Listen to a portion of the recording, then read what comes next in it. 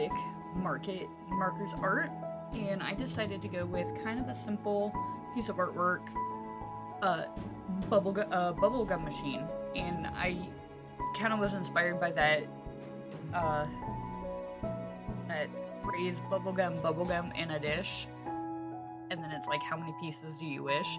So this is kind of like what I had done with that. And to preface this, these are alcohol-based markers, which work similar to the Sharpie markers. And I'm actually pretty happy to share this video with you. This video was filmed with my regular camera that I've been having issues with. I didn't get the beginning of this video, I think, because, like, with the red, so this is kind of, I think either the video got corrupted or something just did not translate well. I lost that part of the video. But prior to, and all the issues that I've had with this camera, it has been forcing me to try and think of different ways to film. So, to bring everyone up to speed with the artwork, I usually have swatches of the colors, so that way when I'm trying to decide on a color scheme, I had to swatch out these colors in particular with the brand of marker, because it's hard to know what color you have when choosing the art piece, uh, because the cap on the marker doesn't always match the actual color that comes out. I've had that issue with Sharpies, and for the most part, the normal colors like red, green, yellow, and orange, I think all seem to match up. But when you get the variants of the blues and the purples and the pinks, that's when you want to swatch them to make sure that your color choice is what you want it to be. And for the bubblegum machine, I didn't have much of a dark red, so I had to choose a brown for the shaded areas and blended them out with like a purplish red color. I think it was like a was it I think it was a desert rose color or a prairie berry, I think is what it's called. I'm not sure. I have the list up on my bookshelf, like right next to where I work. So, but I always try to make sure that my colors are going from dark to light, and that's why I swatch a lot of the colors. So yeah, that's kind of that whole situation, and now I'm going to get into this video, the main topic of this video. I I had actually made the original drawing years ago, and I was just kind of playing around with the idea. Well, I didn't really like it, so probably like last year or the year before, I can't remember when I had done it, I decided to go back into my sketchbook and remake a new drawing of it, and hopefully it translated better. So, but I wanted to share with you guys what growth looks like, um, because a few weeks ago, I had stumbled upon a post on Facebook that had said, "A man that drives erratically on the road while he is mad, knowing you are in a car, is an unspoken form of abuse that no one talks about." And that's where I am at right now, and I am ready to talk about these things. I feel like it's appropriate, and I want to share them with you guys. And I had a few personal experiences with that with that significant experience that it had kind of traumatized me, and it definitely has learned I I I definitely have learned um what abuse, what manipulation looks like. And so I had a few personal experiences with the same person at different moments in time. And I'll share one with you because I think that this is a very inappropriate experience. and I want to share it with people so that way they understand that they don't have to go through it alone.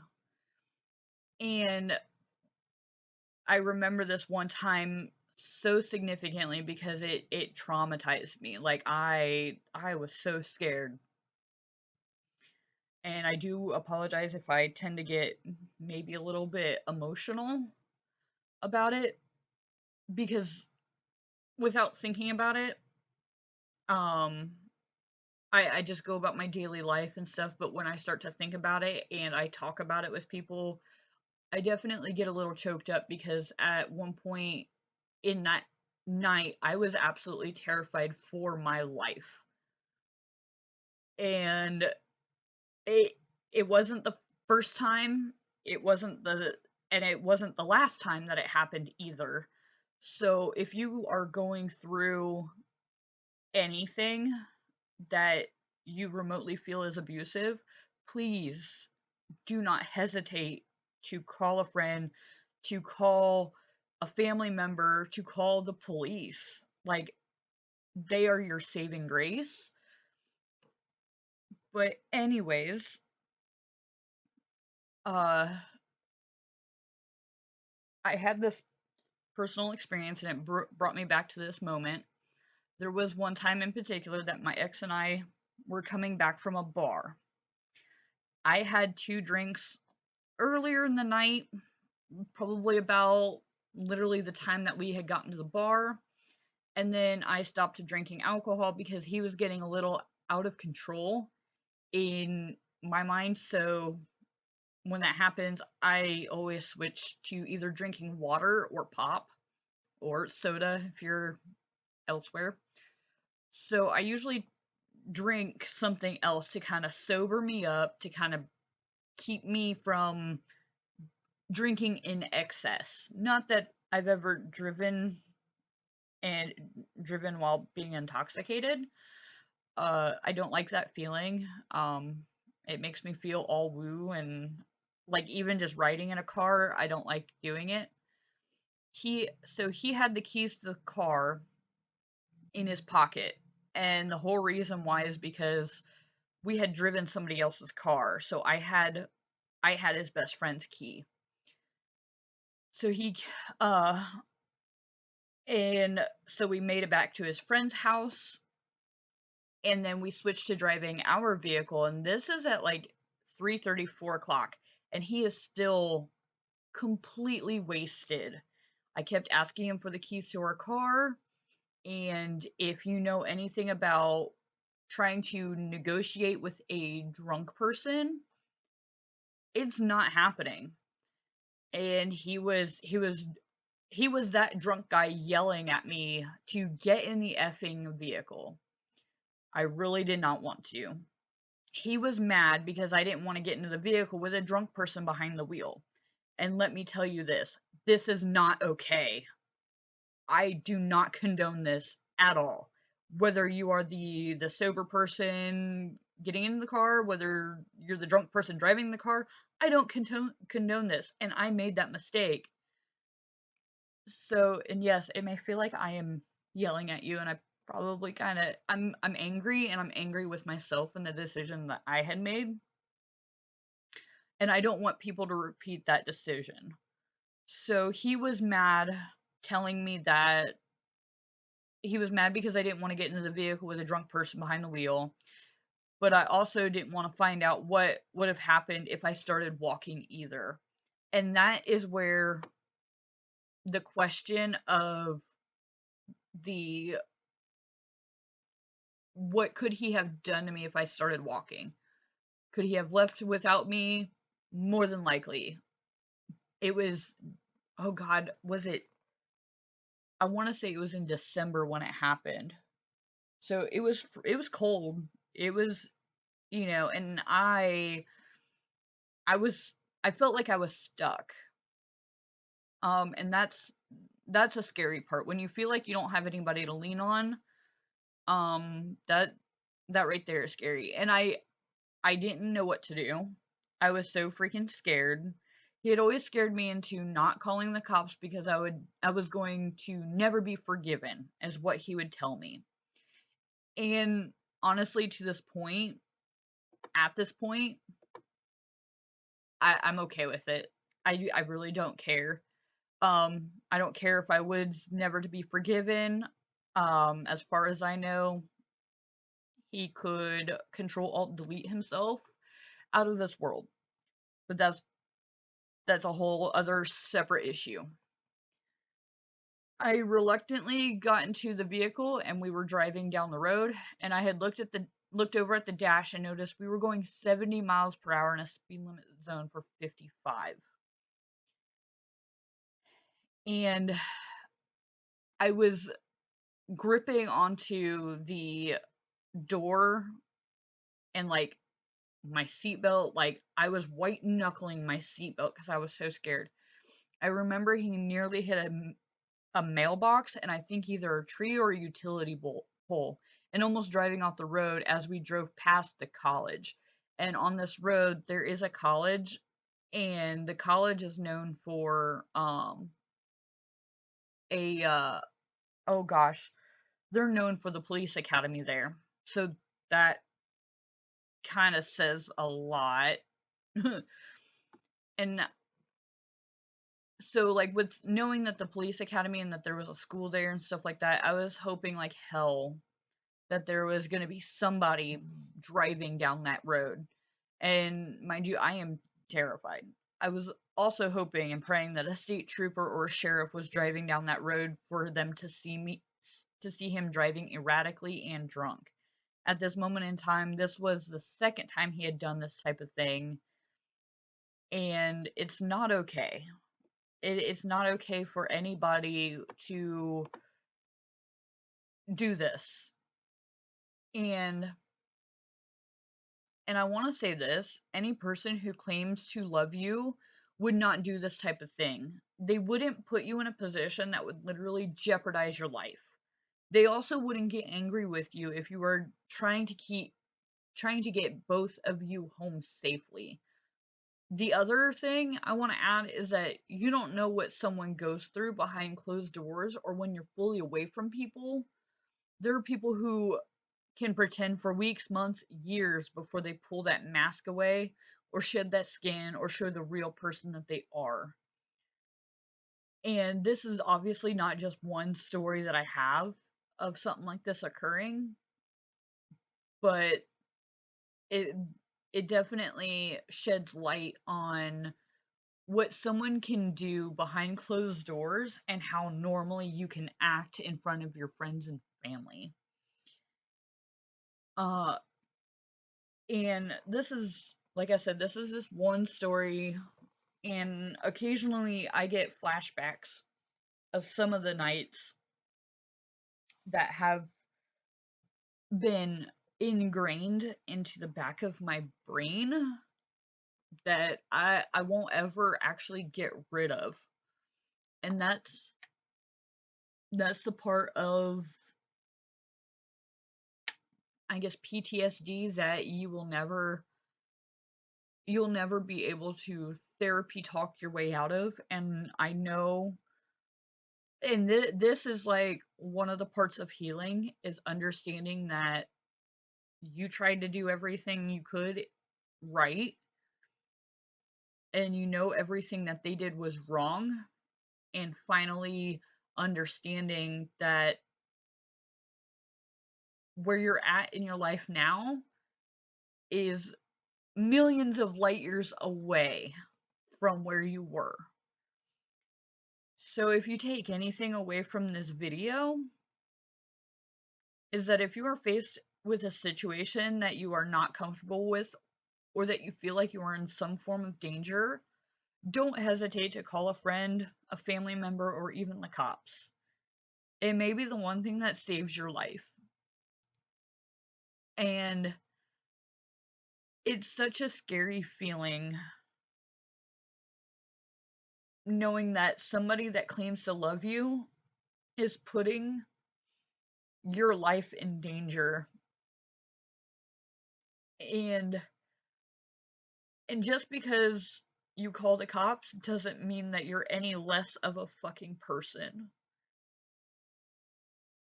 Just just because you call the cops doesn't make you a wuss. The cops are there to protect you and to keep you safe if you feel like you are in danger. So if you are a person that is struggling, please, I know this is harder said than done. You will make it out. And if you do, or when you do, please don't ever go back. No matter how hard it is, right? No matter how hard it is. Don't go back. And I guess you would call me a success case when it comes to making it away from the person that manipulated me, that abused me, that cheated on me, that uh gaslit me. I am one of those persons that had made it out of that relationship, and for how far I am now, I am proud of myself and what I've accomplished. And these videos are one of the things that had, how should I say, that had me going. The artwork that I had made, the the things that I do, I I'm putting these videos out there in case somebody who comes across them needs that push, that person to understand them.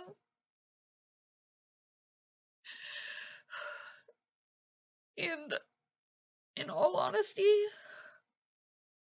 I'm so thankful for my friends and family that were forgiving, for loving, and supportive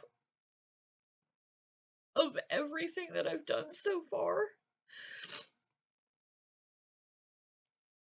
I want to thank them so much. And I'm sorry that I'm super emotional right now. I'm gonna try and collect myself.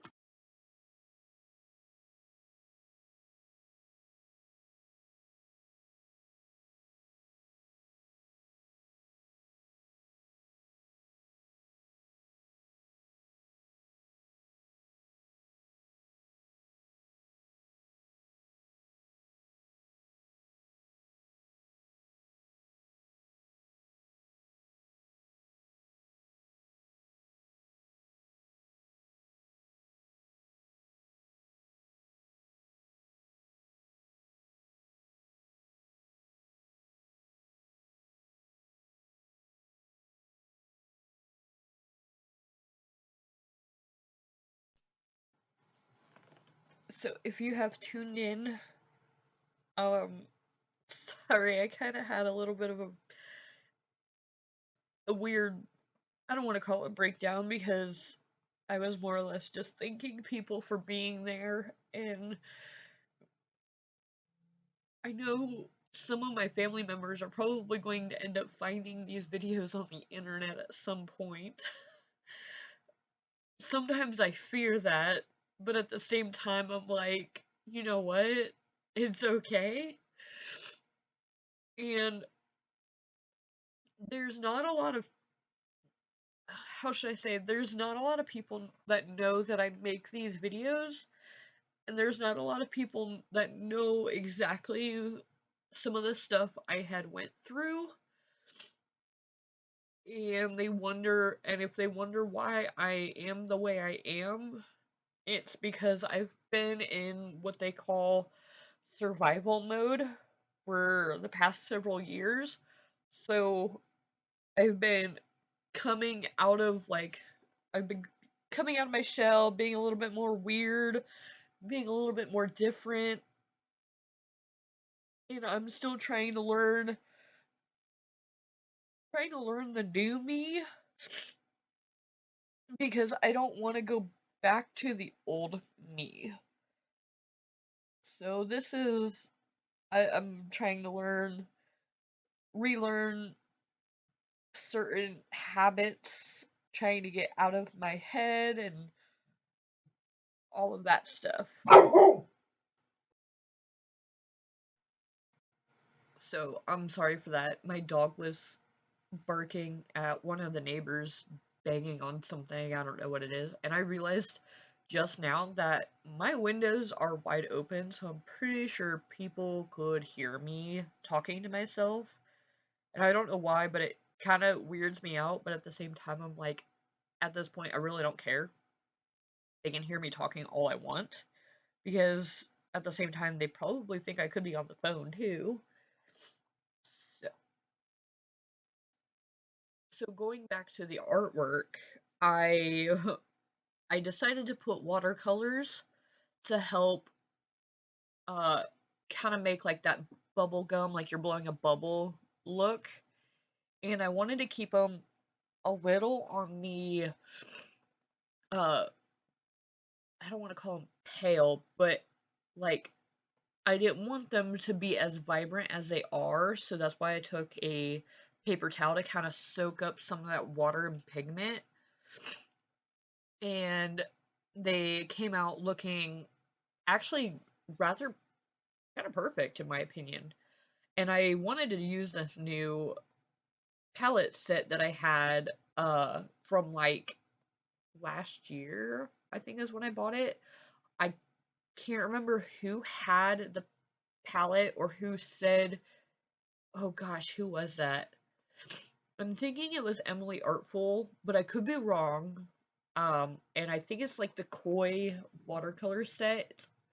It's on the more expensive side of the watercolor paint palettes that are out there. And I know I wanted to invest in a really good one, so that's why I bought this one in particular.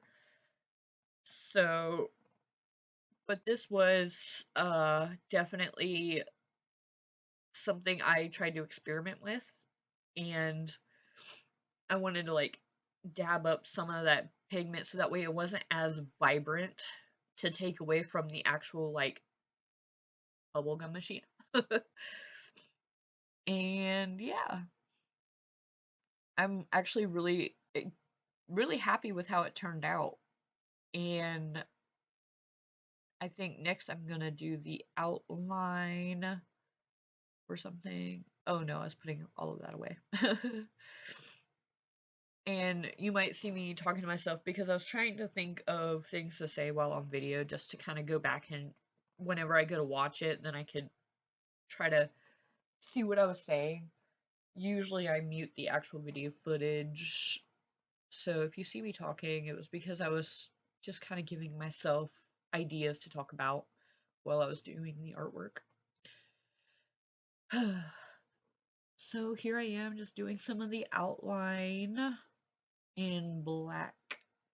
Although I probably could have like used a colored pencil. I think maybe a colored pencil would have looked really good. I guess I didn't think about it until just now after I recorded everything and now I'm just editing the video. But you know, the more you know. So, I believe that is going to be the end of the video, and I'm glad that you stuck around. And I want to thank you guys for listening. And if you are somebody who is in a situation of domestic violence, I can post hotline numbers down at the bottom of the screen.